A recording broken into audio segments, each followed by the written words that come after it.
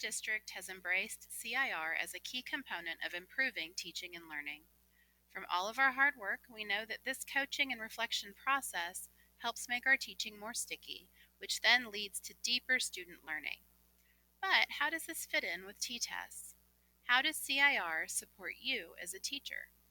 In this quick video, we are going to explore the overlap of these two coaching processes and see how CIR supports the T-Tess evaluation model.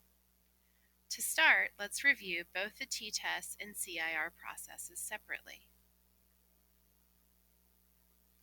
As you hopefully know by now, the Texas Teacher Evaluation and Support System, also known as T-Tess, emphasizes student-centered instruction and supports teacher growth. If we look at the primary components of T-Tess, they consist of observation, goal setting and professional development, and the evaluation of student growth. Teachers work through these three components with their administrator, following a coaching model that includes a series of pre-conferences, walkthroughs, post-conferences, and formal observations. Of these three components, 70% of the T-Test process focuses on observation. This is then divided up into four key domains: planning, instruction, learning environment, and professional practices and responsibilities. Within each domain, there are then a series of specific dimensions that can be measured. Each dimension has its own rubric, and observations are scored at different levels, including distinguished, accomplished, proficient, developing, or improvement needed. Generally, the more student-centered the instruction and classroom, the higher up the rubric the score will be. Now, collaborative instructional review, or CIR process, creates an avenue for instructional planning, reflection, and coaching. CIR uses the rigor relevance framework to really focus on student learning and outcomes, and to provide an extra set of eyes for the teacher so that they truly understand the level of learning that is going on in the classroom. The CIR process looks like this and consists of four different pieces. First, the pre-visit, where the teacher meets with a coach and some colleagues to review the lesson and the strategies that will be used, followed by the actual visit and observation, where the colleagues and or coach come to observe the lesson being delivered.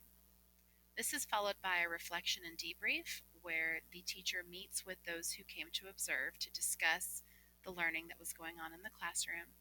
And finally, in action, the apply, where the teacher takes the new learning from the aforementioned process and applies that to their future plans and lessons. This process is repeated for rigor, relevance, and learner engagement. By focusing on each element separately, it allows for a very specific and targeted planning, observation, and feedback experience for the teacher. CIR improves student achievement because of the focus on learning. It improves instructional effectiveness as the teacher works towards identifying the right tool, the right strategy, the right lesson for their students to learn at the exact right levels. CIR also improves your teaching because we learn and end up discussing a variety of tools and strategies that is then shared not only with the teacher who is being observed, but also those who are doing the observing. And finally, it deepens professional dialogue and builds a community of instruction. So, as you can see, both the CIR and T-Test processes are aimed at supporting teacher growth in the context of shifting to student-centered, rigorous, relevant, and engaging classrooms for all learners. Any action within CIR can serve as evidence for T-Test. Further, working through the CIR process will also help you become more comfortable with and engaged in both reflective practice and coaching relationships, both of which are key elements to growing within the T-Test rubric. So next, let's take a closer look at the rubric so we can identify some specific examples of CIR and T-Tess alignment. For our examples, we're going to zero in on just one specific rubric from CIR, the rigor rubric, and more specifically, we're going to look at one indicator, thoughtful work, and focus in on a level 4 of well-developed. So if we look at the descriptor under instructional design, it aligns directly with the T-Tess 1.1, which is planning, standards, and alignment. The text under instructional design, it says learning tasks extend student learning, inspiring them to pursue self-discovery. And if I look at the text under distinguished in 1.1, it says objectives that are aligned and logically sequenced to the lesson's goal, providing relevant and enriching extensions of the lesson. So both of these descriptors focus on extending student learning.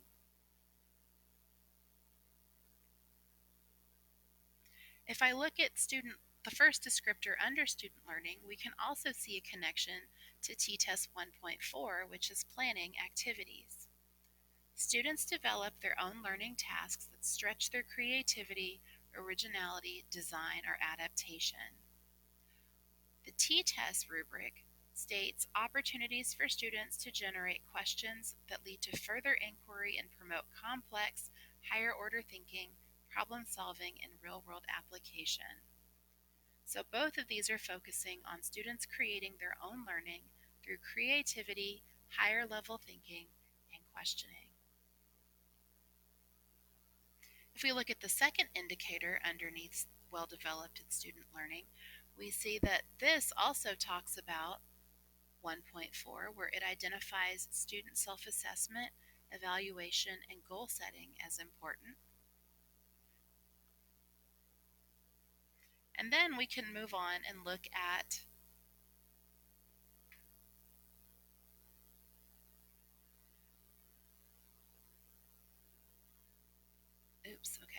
on further review of the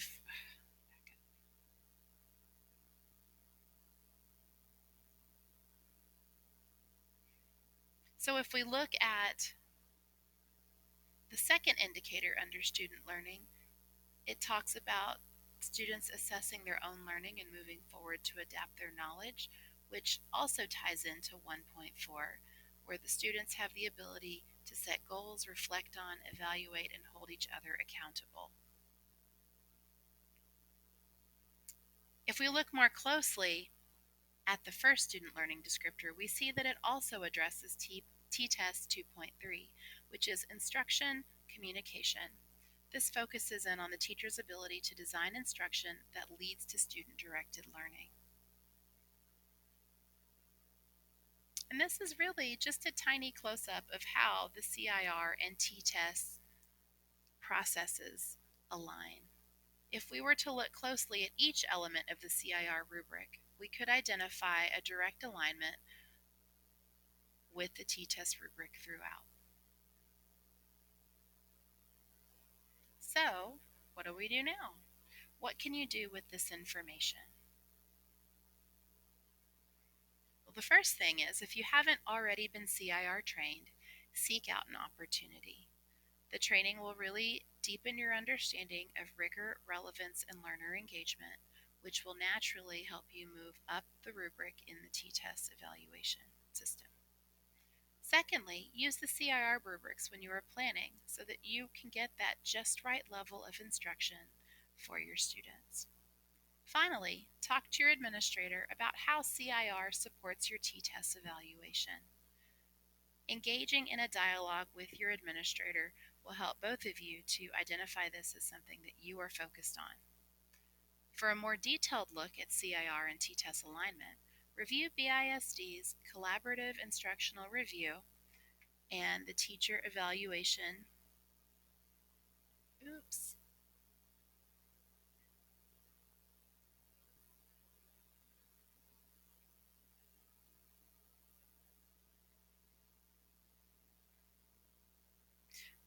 and the Teacher Evaluation and Support System Alignment document.